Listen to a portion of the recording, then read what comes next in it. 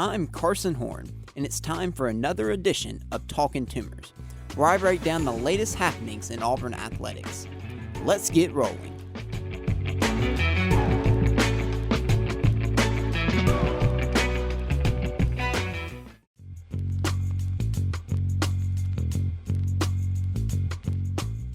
I'm Carson Horn, and it's time for another edition of Talkin' Toomers, where I break down the latest happenings in Auburn athletics.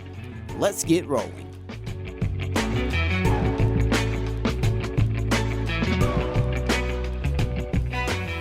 Here we are again, talking about yet another Auburn football loss. The sermon this morning at church, I'm recording this on Sunday afternoon, was on Matthew 5:9, the Beatitudes, and where Jesus said, "Blessed are the peacemakers." I'll be honest, it's difficult for me to have much peace today, but I'm going to try my best to be as kind as I can, but I'm also not going to shy away from the truth. You know that. If you've listened to this show for years now, you know that I'm going to give you my thoughts. I'm going to give my opinions. I'm going to be honest with you and share with you what I think is necessary and the information that I think needs to be shared and needs to be heard. And I think many of you are going to be sharing similar opinions that I have. So we're not going to waste much more time. We've got that to discuss. We've got to talk about Hugh Freeze's future yet again. We have to talk about this Auburn loss. We'll also spend some time at the end of the show breaking down Auburn's exhibition basketball game. Even Auburn basketball couldn't save us this week. I mean, man, it was a tough week to be an Auburn fan, but we'll talk about it all here, and hopefully brighter days are ahead. If you see me looking at my phone, if you're watching this on YouTube, and you see me checking out my phone, that is because, of course, on Sunday afternoon, if you're probably listening to this on Monday or Tuesday, but we're expecting breaking news. Could happen at any point. Could be pertaining to Auburn. Could be pertaining to Florida State. So I'll probably be checking out my phone to make sure I'm not missing anything throughout this episode. And again, by the time you're listening to this show, who knows what type of news we'll have broken. It's getting crazy out there in the college football world, but going to do my best to talk about Auburn and keep the train on the tracks here. But let's get into this game. From Saturday night inside Jordan-Hare Stadium, Auburn lost this game 23-17 to Missouri.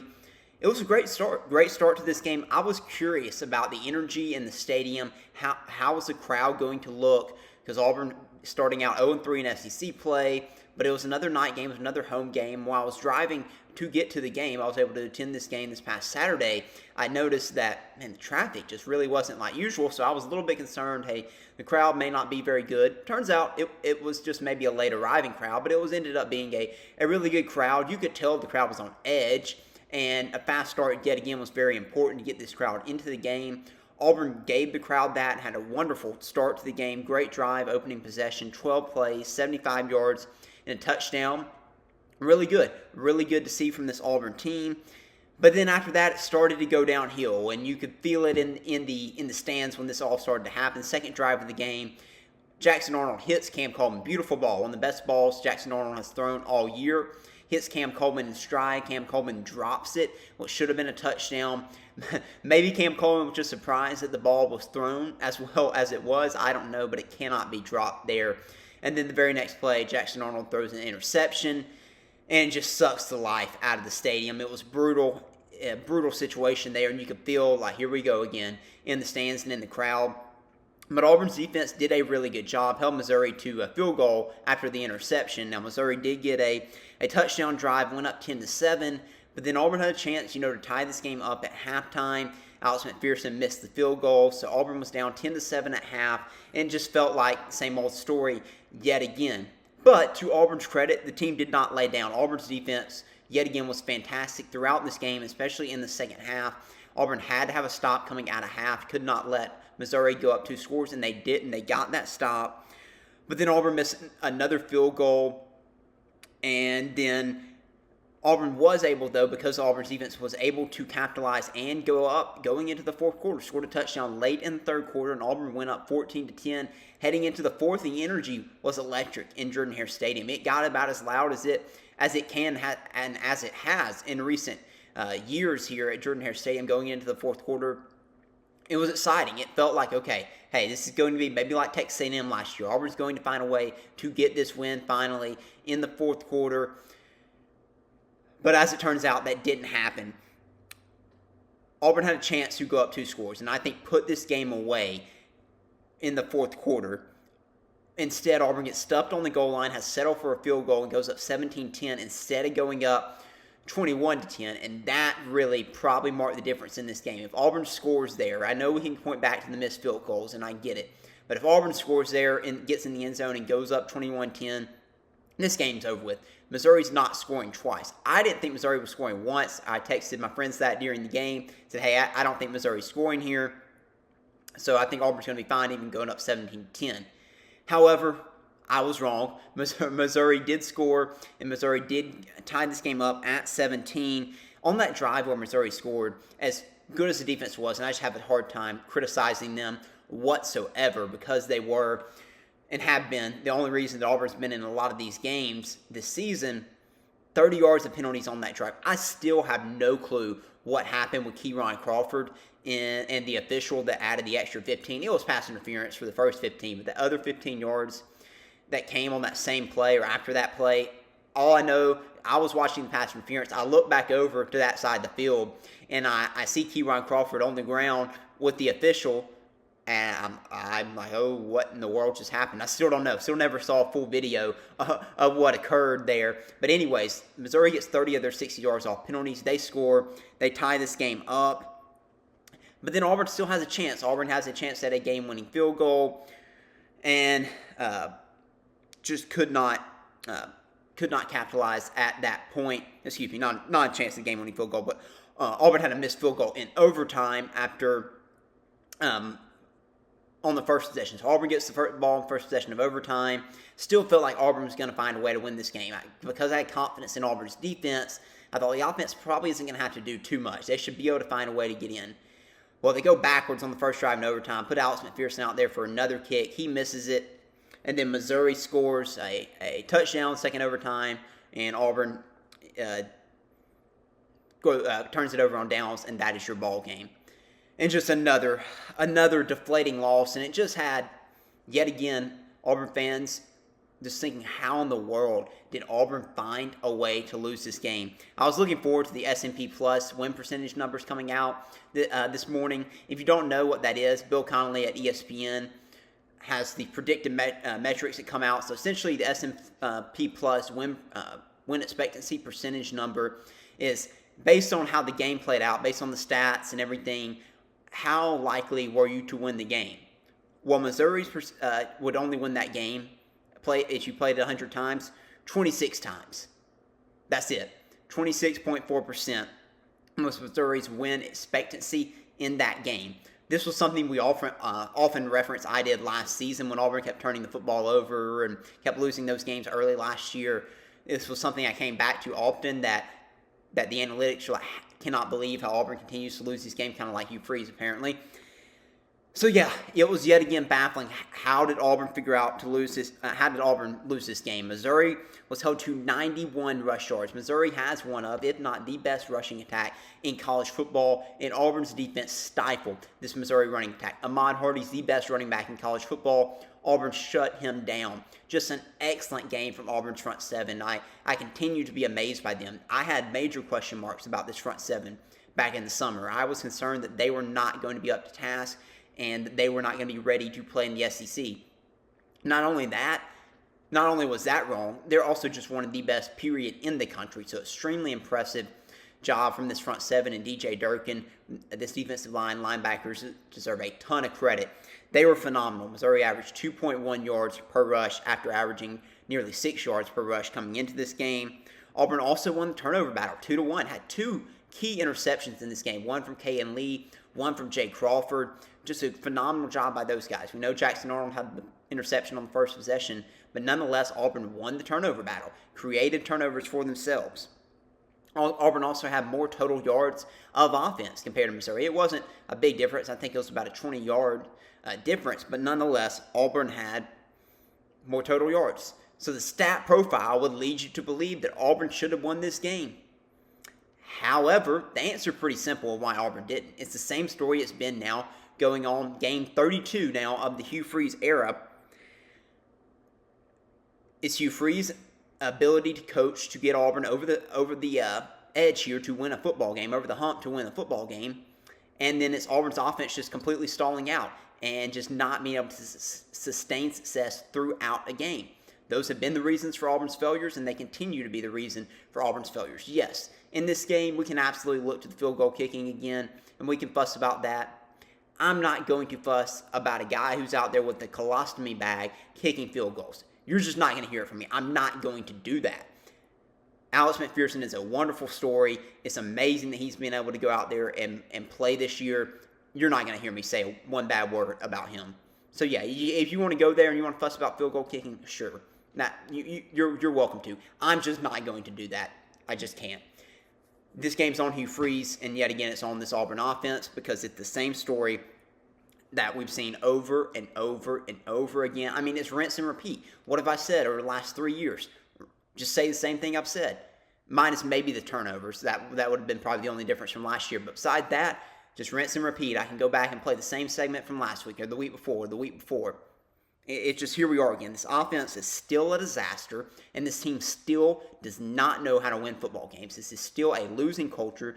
This is still a losing program, and it's extremely, extremely frustrating and painful to watch if you're Auburn fans. This is the drive chart for Auburn's offense after Auburn went up 17-10. Just to give you an idea of Auburn's offense inability to put games away and to sustain success. Auburn went up 17-10, and then you had 3 plays, 2 yards, and a punt. 6 plays, 35 yards, and a punt. 4 plays, -7 yards, and a missed field goal. And then you had four plays for 2 yards, end of game in overtime. That was the final couple of drives for Auburn, and that's how this game ended. Yet again, Auburn had a chance at the end of a game to either win a game or put the game away, and Auburn's offense was unable to do it. So where are we now? We're going to keep having this discussion, I guess, week in and week out. Again, we always try to look at the big picture. Where are we now? Where does this Auburn football program go? What is Hugh Freeze's future? I've been saying now for the last couple weeks that Hugh Freeze's fate is sealed. It's a win, not if type of situation with Hugh Freeze and his job. He will not be the Auburn head coach next season. Will he be the Auburn coach next week? By the time you're listening to this, yes, I assume he is going to be. But again, he's going to be fired. I don't think there's any debate on that. But if he's going to be fired, that leaves the question, why is he still the Auburn head coach right now? Why has he not already been fired?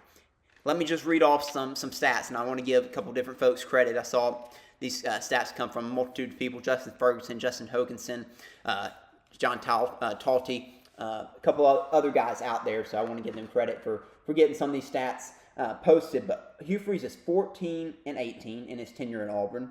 He has one top 25 win. He has 1-12 versus top 25 teams overall. Excuse me, yes.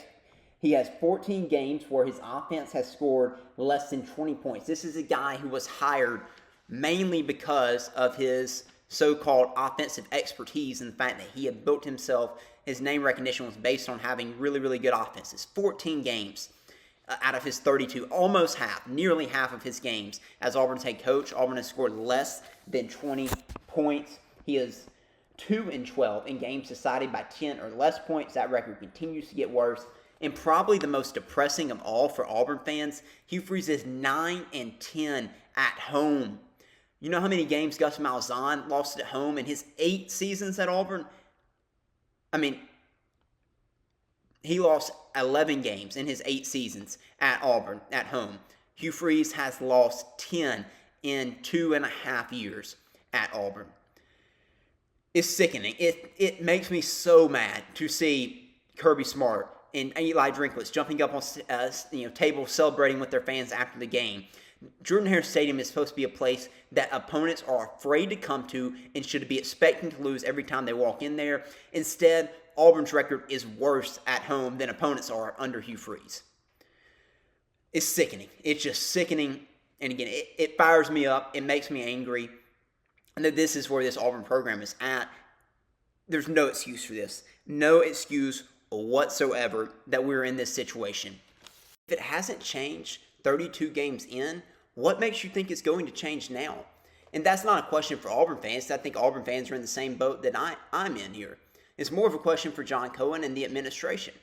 maybe there's something that you know that I don't know, and that you have a reason why you believe this can get turned around, then let the fan base know. Let us know, because I don't think the fan base sees a path for this to change, for there to be an improvement from Hugh Freeze and this Auburn coaching staff and this Auburn program at this point.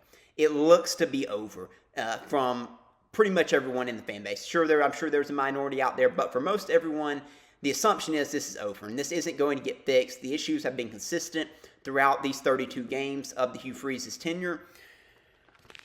So what's going to change? If there's something that you think is going to change, as you're John Cohen, as you're this athletic department, let the fan base know. It's hard for anyone that's just watching these games and going to these games and spending money to support this program to see that there's going to be any type of positive change in any sort of direction at this point.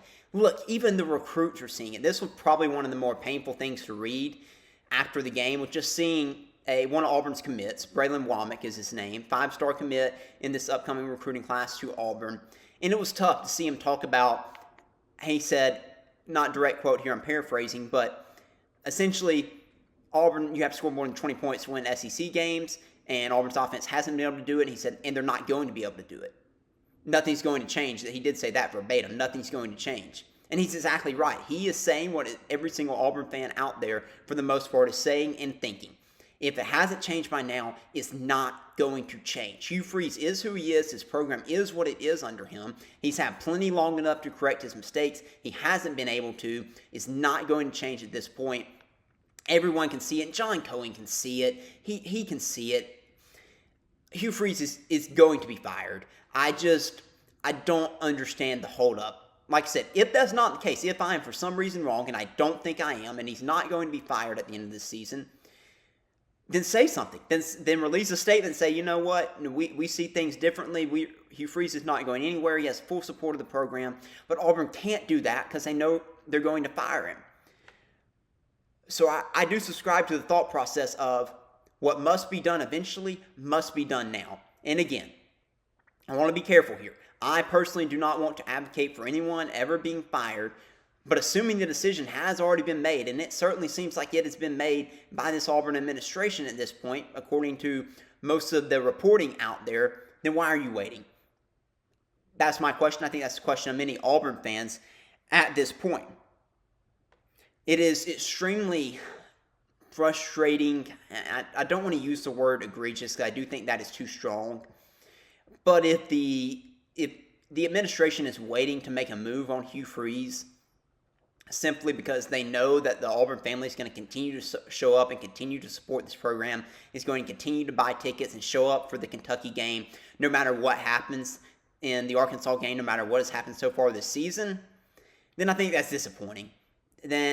And that you're taking advantage of the fan base like that and taking advantage of Auburn's loyalty. And this Auburn fan base is extremely loyal. They continue to show up week in and week out despite the poor results on the field now dating back 5+ years.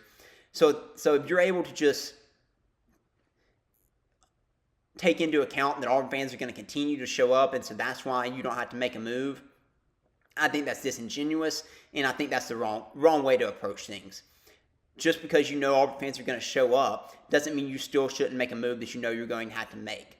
So I don't necessarily get the thought process. I understand some of the reasons for not firing a head coach during the season. Like, well, then you have to go through the interim process, and you have to deal with this and that, and you have to make big staff changes. I get it. I know all the reasons. I just don't think those are good enough reasons to not make a move. That is my. If you're going to make a move, go ahead and do it. I don't rip the Band-Aid off. Don't just keep sitting here and continue to put your fans in this program through this just meat grinder, this purgatory that we're in. Honestly, it feels worse than purgatory right now. I'm not saying we're living in hell. I'm not going that far with it. But it feels worse than purgatory, if I'm being honest right now. We all know where this is headed. It's just a matter of time. Auburn fans deserve better. I've said it and I'll say it again. Auburn fans are some of the most supportive and some of the most loyal in the country. I think John Cohen, this athletic department, owe it to Auburn fans to make a decision that's going to bring some life and some energy back into this program. Just look at what Cadillac Williams, what he did with this program a couple years ago when he took over as interim head coach. Just look at what is going on at UCLA this year. Once they made their move, you can bring energy and you can inspire a program again when you make a head coaching change. Apathy has set in for this Auburn football program. I remember it 3 years ago when Brian Harsin was in his second year and about to get fired in 2022. You could tell the apathy was setting in. You could tell the fan base was frustrated. And we're at the same point. It feels almost identical. Really, it does feel identical to how it felt then. And I could go back and listen to my shows then. I probably was saying things similar to what I am saying now on the show. I think if you're going to make a move, you got to go ahead and make it if you're John Coe. And if you're not, you also need to say something and you need to clear the air. You can't keep living in this in-between if you are Auburn and this administration at this point. Okay, I'm done with that. Now we move on. As of right now, Hugh Freeze is still the head coach, and Auburn's still going to have a game this Saturday, so we're not going to stop previewing that. We're still going to discuss this Auburn football season as long as it continues, as much as you or I may not want to talk about Auburn's next game. I still think Auburn fans are gonna continue to watch this Auburn football team, even if it's not the best thing for their mental health. So let's talk about this Arkansas game. This will be on 11:45 a.m. kickoff in Fayetteville. Arkansas is 2-5 in this season. Of course, they fired Sam Pittman earlier in the year. Bobby Petrino has taken over as interim head coach. They played two barn burners these last 2 weeks, had a close loss to Tennessee. Now they had a close loss at home this past weekend to Texas A&M, 45-42. This is a team that is a great offensive team and an atrocious defensive team. I guess that maybe to be expected now with Bobby Petrino as the interim head coach, but this is a scary offense. This is one of the best offenses in the SEC, which again is funny that the fact that they're 2-5. So you couldn't find more, polar opposite strength versus strength, weakness versus weakness in this matchup than you're going to see this week between Auburn and Arkansas. Two programs that are extremely frustrated and two programs that are in kind of the in-between right now and in the bottom tier of the SEC, unfortunately. As far as the key players go, of course, it starts with Arkansas's quarterback, Talkin Green, one of the best quarterbacks in the country and in the SEC. I hate that he's on a bad team, or else he would get more recognition. He has nearly 2,000 yards passing this year, has nearly 600 yards rushing, 22 total touchdowns. Just a phenomenal player. Their running back, Mike Washington Jr., is also a really good player, has around 600 yards rushing so far this season. Their leading receiver is Omega Blake. He has 42 receptions for 582 yards. On the defensive side of the ball, is thin. It is not good. However, they do have one pretty good linebacker, and it's Xavier Sorey. He has 53 total tackles this season. And I just did want to mention Caleb Wooden. He starts for them in the secondary transfer from Auburn. He has 30 total tackles. So what are the matchups, key matchups to watch in this game? Arkansas's rush versus Auburn's rush defense. Auburn took care of Missouri's rushing offense this past weekend. Missouri had one of the best rushing offenses in the country, and Auburn shut them down. Arkansas also has one of the best rushing offenses in the country. By average yards per rush, they do have the best rushing offense in the country. So the question is, can Auburn do that again? Can they slow down a top rushing attack yet again? Arkansas averages 6.8 yards per rush. Auburn is giving up just 2.5 yards per rush. Strength versus strength here. This is going to be extremely fun to watch. See Auburn's rushing defense challenged yet again in this one. Another thing I'm keeping an eye on, the red zone, on both sides of the ball for both teams. Arkansas's offense has a 92% success rate in the red zone. That's really good. Auburn's defense is holding opponents to 80% success rate, which may not sound all that good, but that actually is a pretty good number. It's a little bit above average for Auburn. Auburn's offensive success rate in the red zone was 100% until these last couple weeks. That has plummeted now to 77%, but Arkansas's defense is atrocious in the red zone. They're atrocious everywhere. They are really atrocious in the red zone too, at 93% opponent success rate. So which team can get in the end zone in this game is going to be a really big deal. And of course, with Auburn's kicking situation, you might not see a ton of field goal attempts. Both teams are really playing with nothing to lose either, so I would expect both teams to be aggressive in this game. So may not see a ton of field goal attempts here. And then finally, Auburn's rushing attack versus Arkansas's defense. Arkansas's defense is really, really bad overall, and they're really bad against the rush. Opponents are averaging 5.4 yards per rush. Now, Auburn's average has dropped these last couple weeks, and it is now down to 4.4 yards per rush.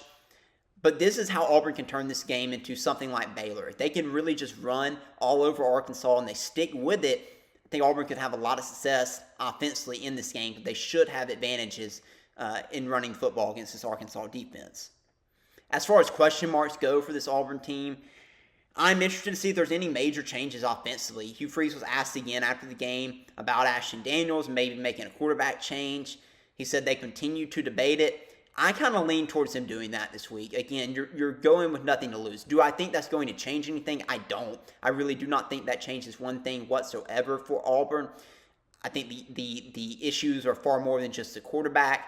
The Jackson Arnold, could he be better? Absolutely. Does he need to be better? Absolutely. Does he miss receivers? Yes. However, the issues are bigger than just him, and I'm not sure Ashton Daniels fixes the issues for Auburn. However, because of the situation that Hugh Freeze is in, I would not be surprised to see Auburn make a move here this week. So I'll be interested in that. And then is there any fight still left in this team? This team still has not quit. I will give them that. Even with the Damari Alston situation, I was very curious to see how this team will respond. And they play with plenty of energy and plenty of fight. However, you're going on the road, and it's an 11:45 a.m. kickoff. So if there's ever a game that might be a little bit challenging to get up for, it's going to be this one. So if this team has lost their fight, this will be the game where it would show up because of it being an early kickoff, because of it being on the road and being a daytime game, all of that. This could be the week where it all falls apart for Hugh Freeze and where you do see quit. So I am interested to see about that. There are about 3 different ways I could see this game going this week. The first way is Auburn does quit and they get embarrassed. Arkansas's offense goes crazy. Auburn's defense finally has a bad game, and things just really go off the rails. And we know that Auburn's just going to be left in an untenable situation where no matter what, even if Auburn wanted to let Hugh Freeze go through the rest of the season, where they have to make a move. Number 2 is this is the same story that we've been talking about now for 3 years, where Auburn competes, it's a close game, but Auburn's offense just can't quite do enough even against a bad defense. And Auburn's defense does well against a really good Arkansas offense. And by doing really well against an Arkansas offense, that means probably holding them from around 20-ish, somewhere in the 20s. Arkansas has only scored less than 31 points this season once. So if you can hold them in the 20s, that's really, really good. So that's probably a successful day defensively if Auburn can do that. So there's a possibility that we're here having the same conversation about another close Auburn loss.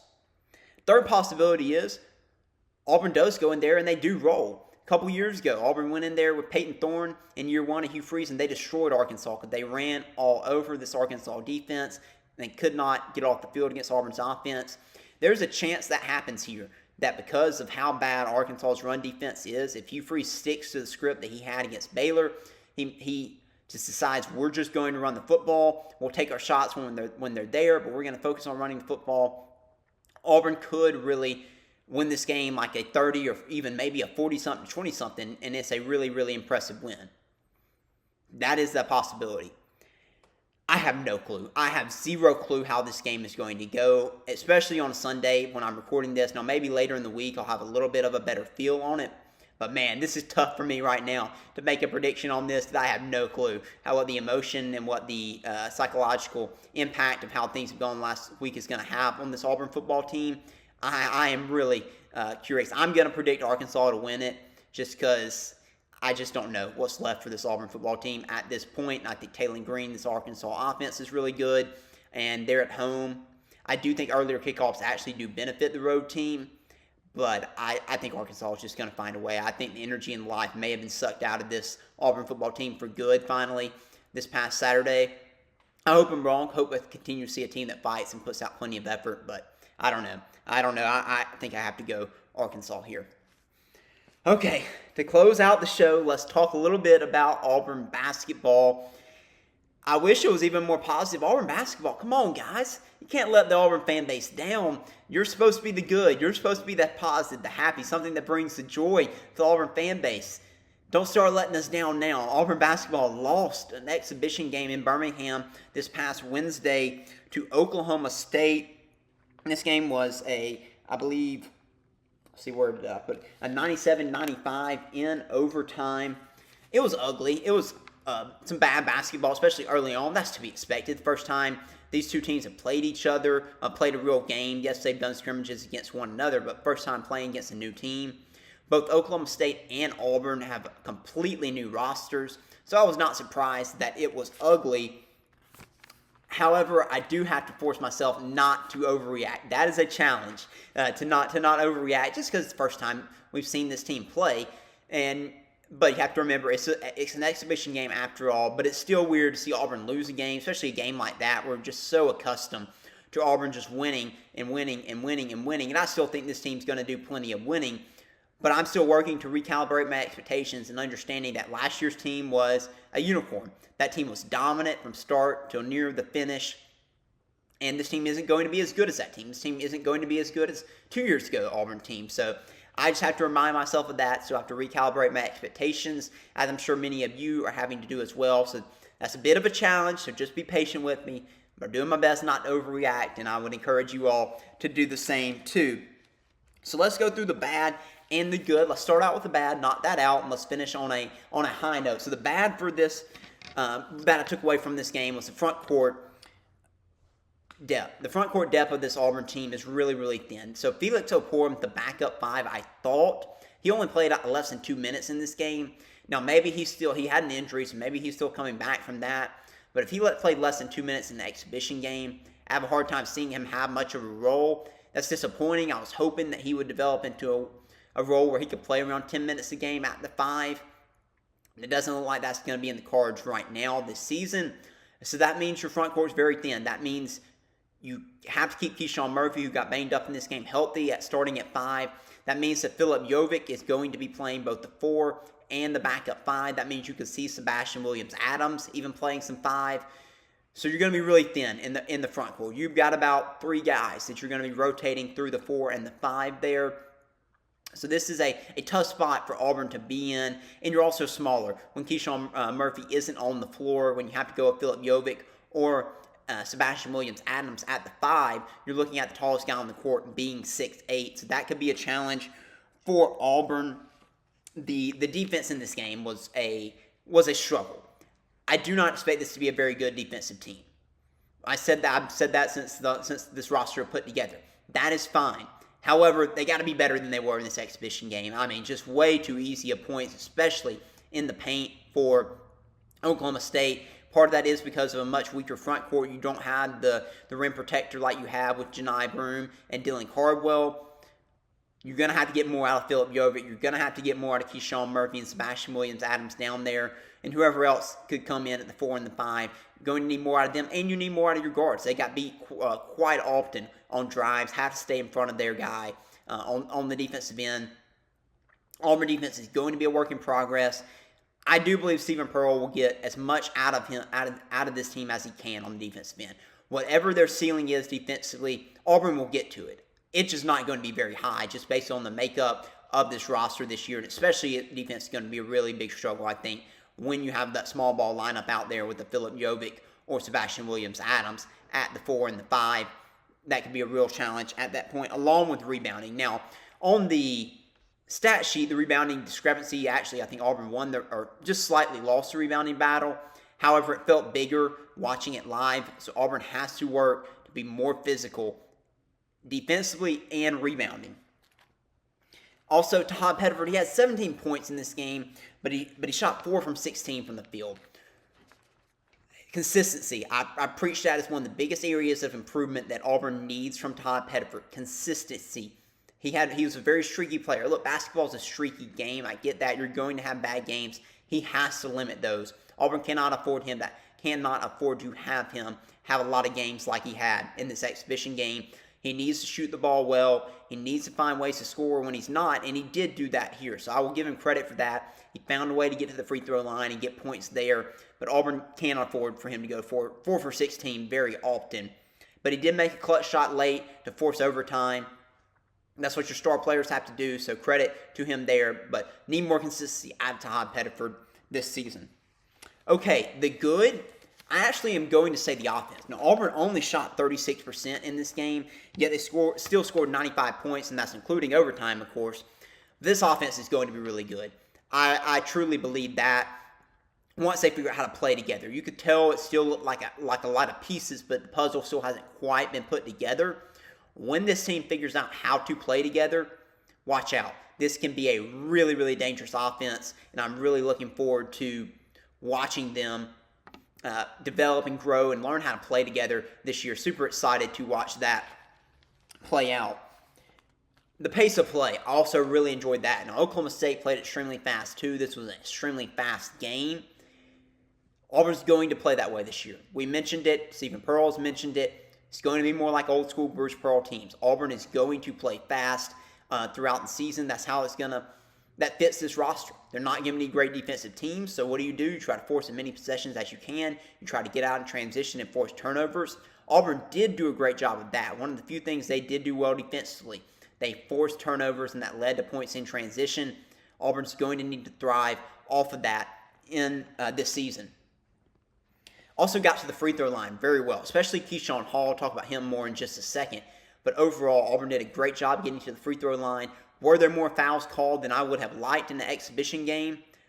Yes, absolutely. However, it was still good to see Auburn get to the free throw line, something this team did not do very well last season at all. So I was glad to see that. Now, I think the big reason for that is because Auburn has more guys who can get to the rim, can drive, whereas Auburn did not have that last season. So this could be a team that actually shoots a ton of free throws, unlike last year's team. So that overall is a big positive for me. I like that a ton. And then finally, I love the toughness and the fight this team showed. This was an exhibition game that looked like it was a SEC game in January or February. Incredible intensity. Guys diving on the court, a game that goes to overtime for an exhibition. Incredible. I absolutely loved it. This team is gritty. They're going to be fun to watch and grow together. Love their fight. Love their energy there, the way they play together. I'm looking forward to seeing this team grow. But if they're showing that type of intensity and that type of fight in the exhibition game, you know they're going to bring it game in and game out. So super excited that I saw that from this group. As far as individual standouts go, I just mentioned Keyshawn Hall, 26 points, 7 of 14 from the field, 10 of 14 from the free throw line. He's incredible. He's incredible. Auburn's going to rely on him this year. He got downhill better than I was anticipating, got to the free throw line at a high rate. That's going to be crucial, I think, for Auburn. When things get stagnant in the half court, can you get it to somebody who can find a way to get to the rim and get to the free throw line? Keyshawn Hall is going to bring that. He can really shoot it. So was really impressed by him. Perhaps the guy I was most impressed by, though, was Elijah Freeman, the Division II transfer. He had 16 points. Now, we had been hearing from Stephen Pearl and from others that watch out for Elijah Freeman. This guy better than maybe we anticipated. He's developing and adjusting to SEC life quicker than we anticipated. And that showed in this exhibition game. Now, again, maybe that was just a one-off. We'll find out. But if he can play like that, it does elevate the ceiling of this team. Still needs to get better defensively. Still needs to be more physical. But I was very impressed from what I saw from him. And then finally, Sebastian Williams-Adams, true freshman. He only had 6 points, but he had 9 rebounds, and he did stuff that doesn't necessarily show up on the stat sheet. He was physical. He was in position. He made smart plays. He's going to be a really, really key player for Auburn. He's not going to pop off the stat sheet. He's not going to go score 20 points in a game, I don't think. But he's a guy who will make winning plays, as Stephen Pearl said. Really like what I saw from him. He's going to have an extremely, extremely important role for Auburn this season. Maybe a 6-man role. Would not be surprised to even see him maybe getting a starting spot in the rotation at some point this season. That's how highly I think of him. Really liked what I saw. But overall, it was just an exhibition game, so we do have to be careful in our takeaways. But it was a good experience for Auburn. Auburn will have one more exhibition game before the regular season tips off on November 3rd. Auburn will face off against Memphis on October 30th in Atlanta for a second exhibition game. Hopefully you'll see some improvement in some of the areas we talked about here that were some struggles or some areas of concern. We're really excited about this Auburn basketball team. Despite the loss in the exhibition this past weekend, I still think it's going to be a fun team and a fun season to watch. Okay, well, that's going to wrap us up for today's episode. We made it through my recording, and it does not look like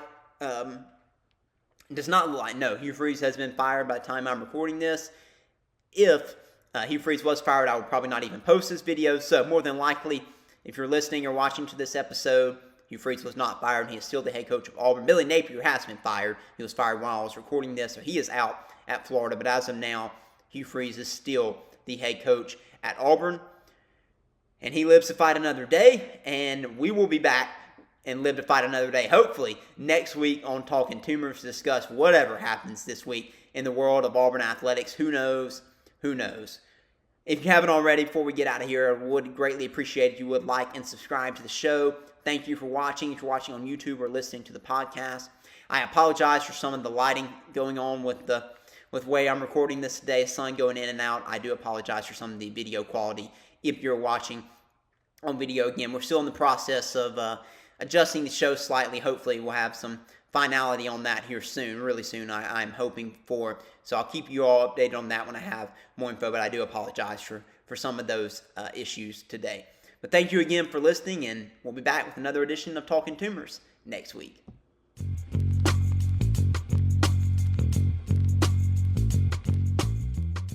Thank you for listening to Talkin' Toomers. If you liked what you heard, make sure to subscribe and follow at Talkin' Toomers on social media so you'll never miss an episode. War Eagle.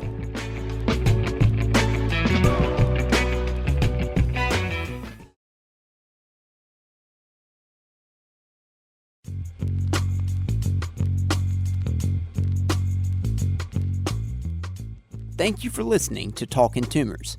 If you liked what you heard, make sure to subscribe and follow at Talkin' Toomers on social media so you'll never miss an episode. War Eagle.